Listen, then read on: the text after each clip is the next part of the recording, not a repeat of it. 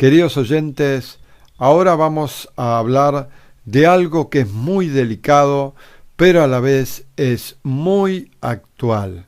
Vamos a hablar de unas campanadas proféticas que son nada más y nada menos escritas por un santo, San José María Escrivá, fundador de la obra del Opus Dei. Queridos oyentes, escuchen bien las palabras que San José María Escrivá de Balaguer habló en forma de profecía, y fíjense cómo esto se está viviendo en una plenitud muy importante en estos tiempos. Preguntamos si ha habido algún cambio en estos 40 años desde que se escribió esto. Son muchos los hombres de Dios que han levantado sus voces para señalar las herejías, apostasías y malas conductas dentro de la Iglesia, sobre las que Benedicto XVI fue muy duro pidiendo a la Grey Católica que oraran por él para protegerlo de la inmundicia dentro de la Iglesia. Y Francisco ha sugerido situaciones parecidas. Pero un santo moderno, el fundador del Opus Dei, San José María Escrivá de Balaguer, envió 3 cartas a los fieles de la prelatura que hoy tienen tanta actualidad como en 1972-1974 cuando las escribió, previniendo a sus hijos de las dificultades dentro de la misma Iglesia. En estas 3 cartas escritas poco antes de su muerte, se las conoce como las 3 campanadas. No estaban destinadas al público en general, sino para uso restringido de los miembros de la obra, aunque su contenido se fue dando a conocer poco a poco a través de la predicación y formación interna de la obra. No es ningún secreto, pero en ella San José María ponía en guardia a todos sus hijos del peligro que corría la Iglesia con la infiltración de una serie de corrientes que afectaban claramente a la doctrina. Solamente se conocen públicamente 2 de ellas, pero todas son conocidas por la autoridad competente en la Iglesia, ya que se incorporaron como documento en el proceso de canonización del santo. Existe aceptación por parte de la autoridad máxima de la Iglesia de estas opiniones del fundador del Opus Dei como legítimas, que más allá de ser opiniones, son una denuncia de los abusos que se llevaron a cabo en el postconcilio. Muchas de estas denuncias van más allá del peligro ya anunciado en su día por Pablo VI. Para su discernimiento, este documento, que tiene 40 años, vamos a presentárselos, queridos oyentes. Cristianos contracorriente y a prueba. Tiempo de prueba son siempre los días que el cristiano ha de pasar en esta tierra, tiempo destinado por la misericordia de Dios para acrisolar nuestra fe y preparar nuestra alma para la vida eterna. Tiempo de dura prueba es el que atravesamos nosotros ahora, cuando la Iglesia misma parece como si estuviese influida por las cosas malas del mundo, por ese deslizamiento que todo lo subvierte, que todo lo cuartea, sofocando el sentido sobrenatural de la vida cristiana. Llevo años advirtiéndoos de los síntomas y de las causas de esta fiebre contagiosa que ha introducido en la Iglesia y que está poniendo en peligro la salvación de tantas almas. Convenceos y suscitad en los demás el convencimiento de que los cristianos hemos de navegar contracorriente. No os dejéis llevar por falsas ilusiones. Pensadlo bien, contracorriente anduvo Jesús, contracorriente fueron Pedro y los otros primeros, y cuántos, a lo largo de los siglos, han querido ser constantes discípulos del Maestro. Tened pues la firme persuasión de que no es la doctrina de Jesús la que se debe adaptar a los tiempos, sino que son los tiempos los que han de abrirse a la luz del Salvador. Hoy, en la Iglesia, parece imperar el criterio contrario y son fácilmente verificables los frutos ácidos de ese deslizamiento. Desde dentro y desde arriba se permite el acceso del diablo a la viña del Señor por las puertas que le abren con increíble ligereza quienes deberían ser los custodios celosos. Es hora, pues, de rezar mucho y con amor y pedir al Señor que quiera poner fin al tiempo de la prueba. No podemos dejar de insistir. No buscamos nada para cada uno de nosotros por interés personal, buscamos la santidad que es buscar a Dios, y Él espera que se lo recordemos con insistencia. Se están causando voluntariamente heridas en su cuerpo, que va a ser muy difícil restañar. Nos dirigimos a la Trinidad Beatísima, Dios uno y trino, para que se digne acortar cuanto antes esta época de prueba. Lo suplicamos por la mediación del corazón dulcísimo de María, por la intercesión de San José nuestro Padre y Señor, patrono de la Iglesia Universal, a quien tanto amamos y veneramos, por la intercesión de todos los ángeles y santos, cuyo culto algunos intentan extirpar de la Iglesia Santa. La confusión dentro de la Iglesia. Resulta muy penoso observar, cuanto más urge al mundo una clara predicación, abunden eclesiásticos que ceden ante los ídolos que fabrica el paganismo y abandonan la lucha interior tratando de justificar la propia infidelidad con falsos y engañosos motivos. Lo malo es que se quedan dentro de la Iglesia oficialmente, provocando la agitación. Por eso es muy necesario que aumente el número de discípulos de Jesucristo que sientan la importancia de entregar la vida día a día por la salvación de las almas, decididos a no retroceder ante las exigencias de su vocación a la santidad. La lucha interior, en lo poco de cada día, es asiento firme que nos prepara para esta otra vertiente del combate cristiano que implica el cumplimiento en la tierra del mandato divino de ir y enseñar su verdad a todas las gentes y bautizarlas, con el único bautismo en el que se nos confiere la nueva vida de hijos de Dios por la gracia. Mi dolor es que esta lucha en estos años se hace más dura precisamente por la confusión y por el deslizamiento que se tolera dentro de la Iglesia, al haberse cedido ante planteamientos y actitudes incompatibles con la enseñanza que ha predicado Jesucristo y que la Iglesia ha custodiado durante siglos.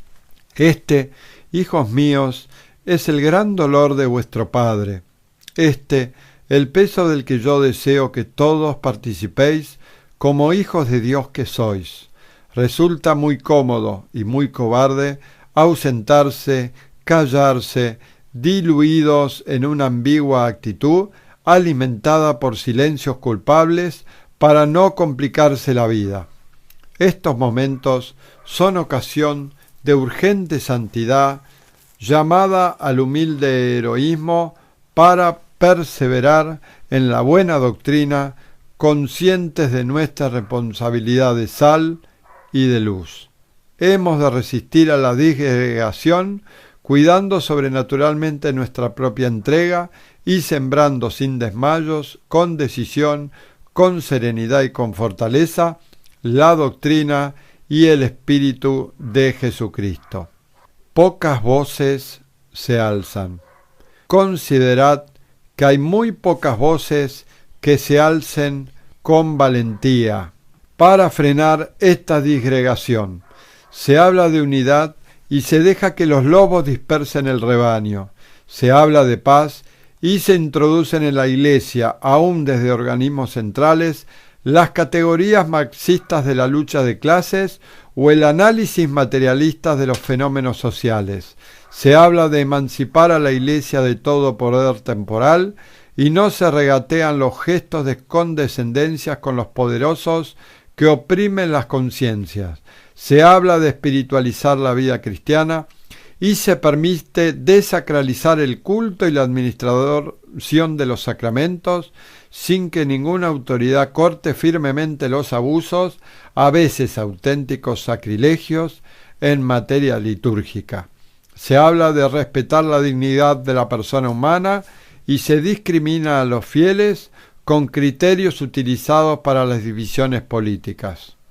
Toda esa ambigüedad es camino abierto para que el diablo cause fácilmente sus estragos, más cuando se ve que es corriente en todas las categorías del clero que muchos no prediquen a Jesucristo y en cambio parlotean siempre de asuntos políticos, sociales, dicen, etc., ajenos a su vocación y a su misión sacerdotal, convirtiéndose en instrumentos de parte y logrando que no pocos abandonen la Iglesia. No se puede imponer por la fuerza la verdad de Cristo, pero tampoco podemos permitir que, con la violencia de los hechos, nos dominen como ciertos y justos criterios que son una patente deserción del mensaje de Jesucristo. Esta violencia se comete por algunos imprudentemente dentro de la Iglesia. Sería una deslealtad y una falta de fraternidad con el pueblo fiel no resistir al presuntuoso orgullo de unos pocos que han maleado ya a tantos, sobre todo en el ambiente eclesiástico y religioso. Comprended que no exagero. Pensad en la violencia que sufren los niños, desde negarles o retrasarles el bautismo arbitrariamente, hasta ofrecerles como pan del alma catecismos llenos de herejías o de diabólicas omisiones, o en las que se actúa con la juventud cuando, para atraerla, se presentan principios morales equivocados que destrozan las conciencias y pudren las costumbres. Violencia se hace también diabólica cuando se manipulan los textos de la Sagrada Escritura y se llevan al altar en ediciones equívocas que cuentan con aprobaciones oficiales. Y no podemos dejar de ver el brutal atropello que se impone a los fieles y en los fieles al mismo Jesucristo cuando se oculta el carácter de sacrificio de la Santa Misa o cuando el dinero de las colectas se malgasta en propagar ideas ajenas al enseñamiento de Jesucristo. Hijos míos, nunca se ha hablado tanto de justicia en la Iglesia y a la vez nunca se ha empleado tanta injusta opresión con las conciencias. Nos sentimos obligados a resistir a estos nuevos modernistas, progresistas se llaman ellos mismos, cuando de hecho son retrógrados porque tratan de resucitar las herejías de los tiempos pasados que ponen todo en discusión desde el punto de vista exegético, histórico, dogmático, defendiendo opiniones erróneas que tocan las verdades fundamentales de la fe, sin que nadie con autoridad pública pare y condene reciamente sus propagandas. Y si algún pastor habla decididamente, se encuentra con la sorpresa, amarga sorpresa, de no ser suficientemente apoyado por quienes deberían sostenerlo, y esto provoca la indecisión, la tendencia a no comprometerse con determinaciones claras, sin equívocos. Parece como si algunos se empeñaran en no recordar que, a lo largo de toda la historia, los que guían el rebaño han tenido que asumir la defensa de la fe con entereza, pensando en el juicio de Dios y en el bien de las almas, y no en el halago de los hombres. No faltaría hoy quien tachara a San Pablo de extremista cuando decía a Tito cómo debería tratar a los que pervertían la verdad cristiana con falsas doctrinas. Repréndelos con dureza, le escribía el apóstol, para que se mantengan sanos en la fe. Es de justicia y de caridad obrar así. Ahora Sin embargo, se facilita la agitación con un silencio que clama al cielo cuando no se coloca a los saboteadores de la fe en puntos neurálgicos, desde los que pueden sembrar la confusión con aprobación eclesiástica. Ahí están tantos nuevos catecismos y programas de enseñanza religiosa, entre comillas, testimoniando la verdad de lo que afirmo. Prevenidos y pidiendo al Señor. Hijos de mi alma, pidamos a nuestro Señor que ponga término a esta dura prueba. No podemos dormirnos ni tomarnos vacaciones, porque el diablo no tiene vacaciones nunca y ahora se demuestra bien activo. Satanás sigue su triste labor, incansable, induciendo al mal e invadiendo al mundo de indiferencia, de manera que muchas gentes que hubieran reaccionado ya no reaccionan, se encogen de hombros o ni siquiera perciben la gravedad de la situación. Poco a poco se han ido acostumbrando. Esta carta es como una tercera invitación en menos de un año para urgir vuestras almas con las exigencias de la vocación nuestra en medio de la dura prueba que soporta la Iglesia. Os escribo para que estéis prevenidos ante los asaltos del diablo, que ataca a la hora 11 quizás, casi al fin de este caminar de aquí abajo. No olvidéis el particular empeño que pone en estos tiempos el demonio para lograr que los fieles se separen de la fe y de las buenas costumbres cristianas, procurando que pierdan hasta el sentido del pecado con un falso ecumenismo como excusa. Deseamos tanto como el que más lo desee la unión de los cristianos y aún la de todos los que de alguna manera buscan a Dios, pero la realidad demuestra que en esos conciliábulos unos afirman que sí y, sobre el mismo tema, otros lo contrario, cuando, a pesar de esto, asegura que van de acuerdo. Lo único cierto es que todos se equivocan, y de esa comedia con la que mutuamente se engañan, lo menos malo que suele producirse es la indiferencia, un triste estado de ánimo en el que no se nota inclinación por la verdad ni repugnancia por la mentira. Se ha llegado así al confusionismo y se aniquila el celo apostólico que nos mueve a salvar la propia alma y las de los demás, defendiendo con decisión la doctrina sin atacar a las personas. Se escucha como un colosal non serviam en la vida personal, en la vida familiar, en los ambientes de trabajo y en la vida pública. Las tres concupiscencias son como tres fuerzas gigantescas que han desencadenado un vértigo imponente de lujuria, de engreimiento orgulloso de la criatura en sus propias fuerzas y de afán de riquezas. Toda una civilización se tambalea impotente y sin recursos morales. En una palabra, el mal viene en general de aquellos medios eclesiásticos que constituyen como una fortaleza de clérigos mundanizados. Son individuos que han perdido con la fe la esperanza, sacerdotes que apenas rezan, teólogos, así se denominan ellos, pero contradicen hasta las verdades más elementales de la revelación, descreídos y arrogantes, profesores de religión que explican porquerías, pastores mudos, agitadores de sacristías y de conventos, que contagian las conciencias con sus tendencias patológicas, escritores de catecismos heréticos, activistas políticos.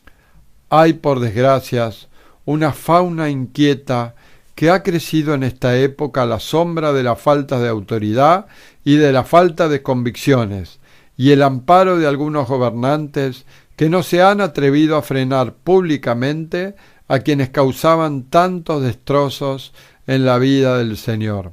Hemos tenido que soportar, y cómo me duele el alma al recoger esto, toda una lamentable cabalgata de tipos que, bajo la máscara de profetas de tiempos nuevos, procuran ocultar, aunque no lo consiguieran del todo, el rostro del hereje del fanático, del hombre carnal o del resentido orgulloso. El cinismo intenta con desfachatez justificar e incluso alabar como manifestación de autenticidad la apostasía y las defecciones. No ha sido raro, además, que después de clamorosos abandonos, tales desaprensivos desleales continuaran con encargos de enseñanza de religión en centros católicos o pontificando desde organismos para-eclesiásticos que tanto han proliferado recientemente. Me sobran datos bien concretos para documentar que no exagero. Desdichadamente no me refiero a los casos aislados. Más aún, de alguna de esas organizaciones salen ideas nocivas, errores que se propagan entre el pueblo y se imponen después a la autoridad eclesiástica como si fueran movimientos de opinión de la base.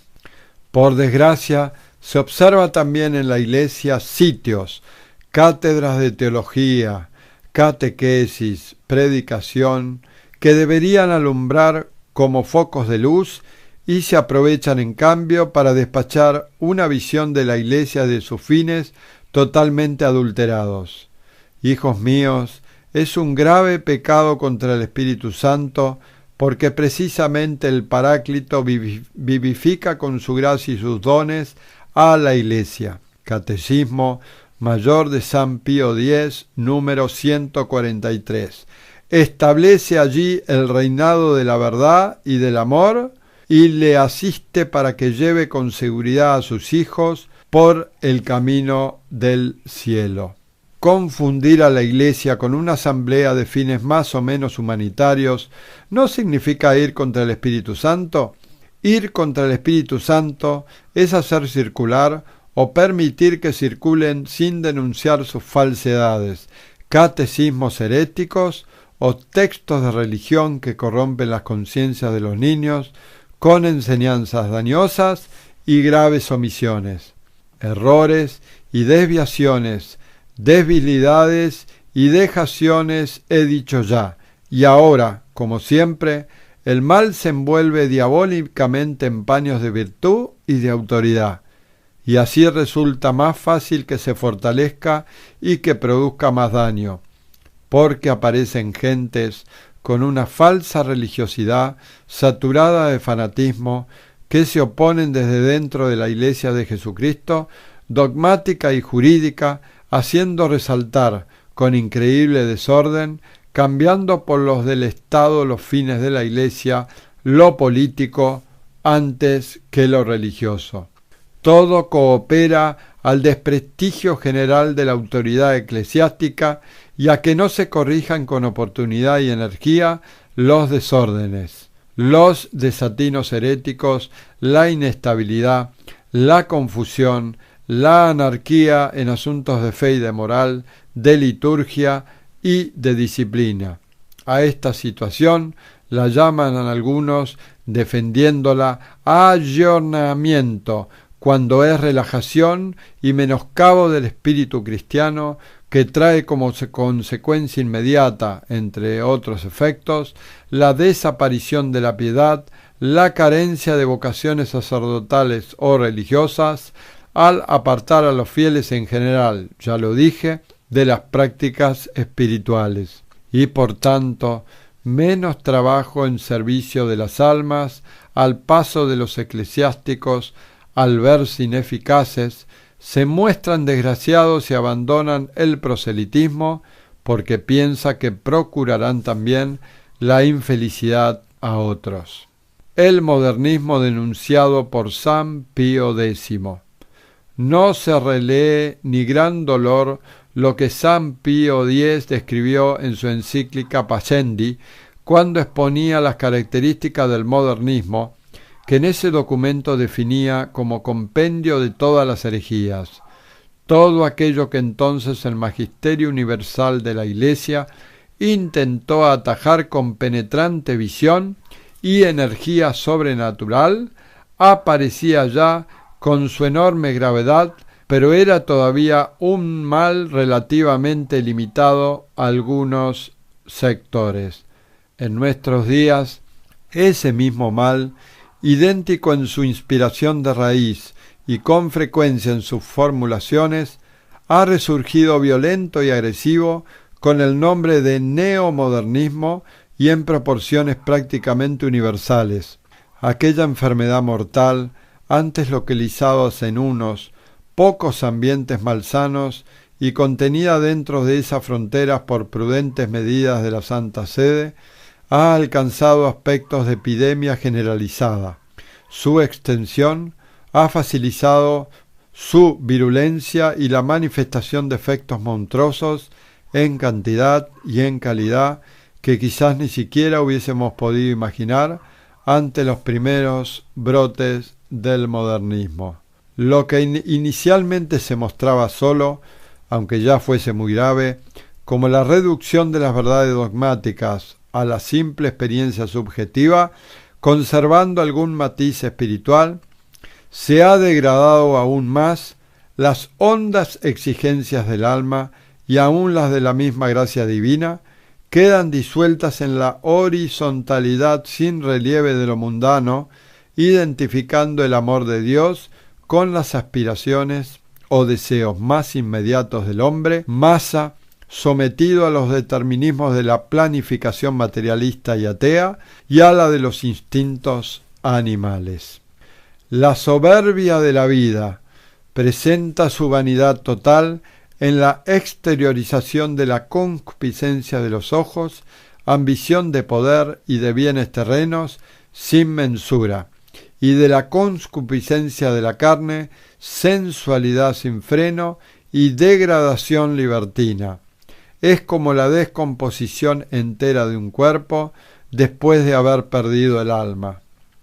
Sí, para combatir eficazmente los males del modernismo, San Pío X, como de modo análogo había hecho antes León XIII, señalaba entre los más importantes remedios que urgía poner el fiel seguimiento de la filosofía y de la teología de Santo Tomás. Es patente que ahora se impone como nunca el estricto cumplimiento de esa disposición. Con el motu proprio Doctoris Angelici, San Pío X traducía en normas disciplinares concretas lo que había sido una constante recomendación de sus antecesores en la sede de Pedro, desde el año 1325. No me parece ocioso transcribir aquí algunas de las afirmaciones de ese documento pontificio. Se deben conservar santa e inviolable los principios filosóficos establecidos por Santo Tomás, a partir de los cuales se aprende la ciencia de las cosas creadas de manera congruente con la fe, se refutan los errores de cualquier época, se pueden distinguir con certeza lo que solo a Dios pertenece y no se puede atribuir a nadie más, se ilustra con toda claridad la diversidad y la analogía existente entre Dios y sus obras.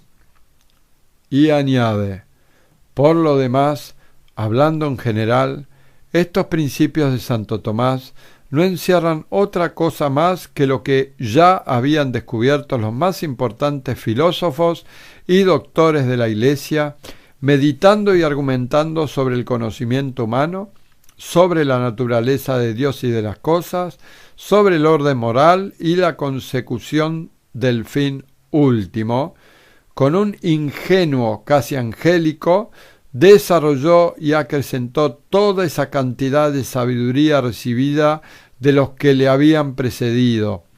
La empleó para presentar la doctrina sagrada a la mente humana, para ilustrarla y para darle firmeza. Los puntos más importantes de la filosofía de Santo Tomás no deben ser considerados como algo opinable que se pueda discutir, sino que son como los fundamentos de lo que se asienta toda la ciencia de lo natural y lo divino. Si se rechazan estos fundamentos o se los pervierte, se seguirá necesariamente que quienes estudian las ciencias sagradas ni siquiera podrán captar el significado de las palabras con las que el magisterio de la Iglesia expone los dogmas revelados por Dios. Por eso quisimos advertir a quienes se dedican a enseñar la filosofía y la sagrada teología que si se apartan de las huellas del Santo Tomás, principalmente en cuestiones de metafísica, será con gran detrimento. Así, entre otras determinaciones, San Pío X exhortaba: pondrán en esto un particular empeño los profesores de filosofía cristiana y sagrada teología, que deben tener siempre presente que no se les ha dado facultad de enseñar para que expongan a sus alumnos las opiniones personales que tengan acerca de su asignatura, sino para que expongan las doctrinas plenamente aprobadas por la Iglesia. Concretamente, en lo que se refiere a la Sagrada Teología, es nuestro deseo que su estudio se lleve a cabo siempre a la luz de la filosofía que hemos citado. Cuánto dolor se hubiese ahorrado a la Iglesia y cuánto daño se hubiese evitado a las almas con la fiel obediencia a esos mandatos de San Pío X.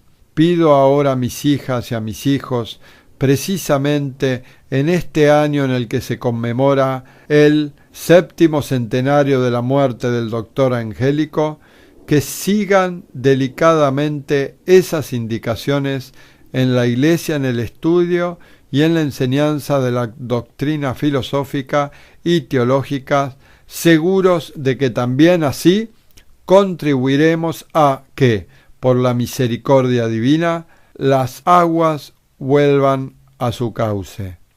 Queridos oyentes, esto que acabamos de decir se trata de las campanadas proféticas de un santo, San José María Escrivá. Y nos preguntamos, ¿ha habido algún cambio en estos 40 años desde que se escribió esto? De dos de ellas, pero todas son conocidas por la autoridad competente en la Iglesia, ya que se incorporaron como documento en el proceso de canonización del santo. Existe aceptación por parte de la autoridad máxima de la Iglesia de estas opiniones del fundador del Opus Dei como legítimas, que más allá de ser opiniones, son una denuncia de los abusos que se llevaron a cabo en el postconcilio. Muchas de estas denuncias van más allá del peligro ya anunciado en su día por Pablo VI. Inmundicia dentro de la Iglesia. Y Francisco ha sugerido situaciones parecidas. Pero un santo moderno, el fundador del Opus Dei, San José María Escrivá de Balaguer, envió 3 cartas a los fieles de la prelatura que hoy tienen tanta actualidad como en 1972-1974 cuando las escribió, previniendo a sus hijos de las dificultades dentro de la misma Iglesia. En estas 3 cartas escritas poco antes de su muerte, Queridos oyentes, ahora vamos a hablar de algo que es muy delicado, pero a la vez es muy actual. Vamos a hablar de unas campanadas proféticas que son nada más y nada menos escritas por un santo, San José María Escrivá, fundador de la obra del Opus Dei. Queridos oyentes, escuchen bien las palabras que San José María Escrivá de Balaguer habló en forma de profecía, y fíjense cómo esto se está viviendo en una plenitud muy importante en estos tiempos. Preguntamos si ha habido algún cambio en estos 40 años desde que se escribió esto. Son muchos los hombres de Dios que han levantado sus voces para señalar las herejías, apostasías y malas conductas dentro de la Iglesia, sobre las que Benedicto XVI fue muy duro pidiendo a la Grey Católica que oraran por él para protegerlo de la que conoce como las 3 campanadas. No estaban destinadas al público en general, sino para uso restringido de los miembros de la obra, aunque su contenido se fue dando a conocer poco a poco a través de la predicación y formación interna de la obra. No es ningún secreto, pero en ella San José María ponía en guardia a todos sus hijos del peligro que corría la Iglesia con la infiltración de una serie de corrientes que afectaban claramente a la doctrina. Solamente se conocen públicamente